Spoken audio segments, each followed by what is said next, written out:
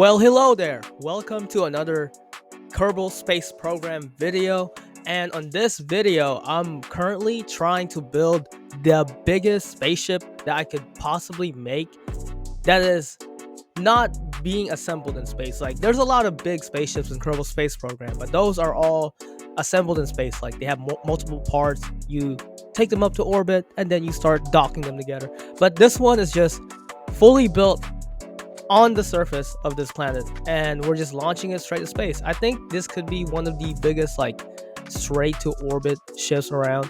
It's probably not the biggest because I have seen a lot of big ships on YouTube, but I think this is the biggest ship that I've made. But it's definitely not the biggest though. Yeah, let's just make that clear. This is not the biggest ship on Kerbal Space Program. There is no way. Like, but I'm kind of curious to see, like, what is the biggest ship in Kerbal Space Program? Like, what is the biggest ship from a non-modded, no DLC game, just straight from Steam? You just downloaded the game, and I wonder what's the biggest ship. Cause like this ship right here basically dwarfs any other ships that I've made in the past. Like, it makes the X-Wing look tiny. But yeah, right now you're just watching it go into orbit. Like, as of right now, this ship is a single stage to orbit or an SSTO capable craft, which is kind of crazy because like I said before, this thing is massive. But we are far from done because, like, I wanted to make this thing look cool as well. So I went back to the hangar and I started adding some plates on the outside to cover the boosters. I was trying to cover them because I don't think they look good. So, but I think that added a little bit too much weight, because in the next few flight attempts, this thing would not want to go higher than 15 kilometers, which is an issue because space is way higher than 15 kilometers. But I also tried adding more engines as well, so I'm pretty sure that also contributed to, like, why it wasn't as capable as before. But yeah, this thing took absolutely forever to, like, develop. It probably took me maybe like an hour just to build the first part of it, and then another 30 minutes just to, like, start adding more stuff into it, trying to make it look better, maybe improve it, and then another 30 minutes to, like, fly around. So like overall, this build probably took me 2 hours, which is absolutely insane. Like, I've never spent 2 hours on a single build, but it was fun, and that's all that matters. So I'm just gonna show you guys, like, a quick time lapse of me building this thing and, like, doing some development, and I will be back to explain the later parts of the ship, because there's a lot that I put into this thing.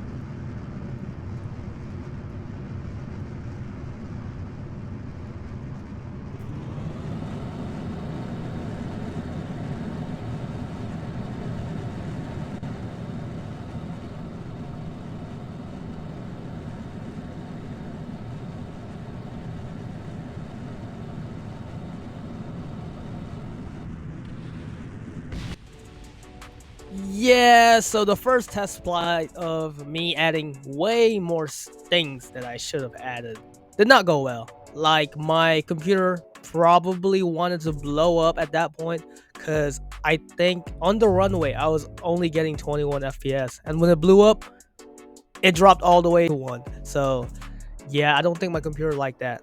But yeah, I eventually just gave up on taking off on the runway, and we're just gonna launch it from the launch pad, and hopefully that will work out better, especially since this thing is so much heavier. It has like 4 more engines now.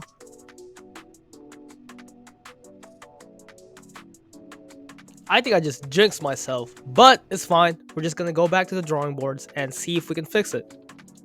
And by fixing it, I mean taking two engines out and going back to the original design, the one that worked earlier. Yep, we're going back to 0. Well, not 0. This is like we're going back from 100 to 10. Something like that. We're taking like a couple steps back. And of course, I'm gonna add wings and canards, cause like that makes anything so much cooler. Like, why wouldn't you want wings and canards? But now this thing, it takes off so easily. Like the original design, well, not the original design, the first design that I made like a while ago, maybe. Well, it's like 3 minutes to you guys, but to me, it was like an hour ago. That was probably the best design, and it is still the best design. And you can see how well this thing flies. Like it can easily reach space the way it does right now. But like the one thing that I really want to figure out is like a way to save more fuel, because to reach orbit, it's leaving me with like 10% fuel left, and I kind of want to have a little bit more than that, maybe 25%. So I gotta figure something out later on. And I just gotta add one more wing and a couple of lights. Like we are nearing the final evolution of this vehicle, and this part probably took me the least amount of time, but man, was it stressful, because like I had to make sure everything was placed right, especially the lights. We gotta make sure the lights are set correctly.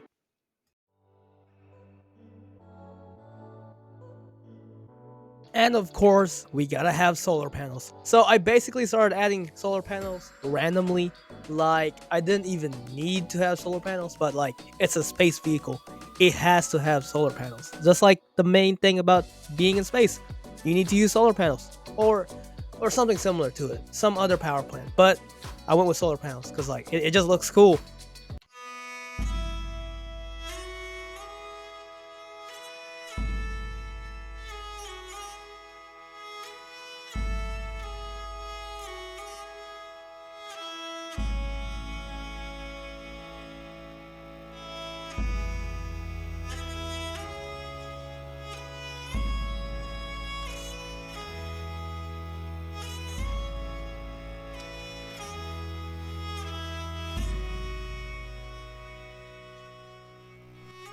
It's kind of funny because like I was so close into giving up on this build, because after 2 hours of failing and not being able to reach orbit, I thought that I was just gonna give up on it and start on a whole new different project. But I finished it and it looks amazing.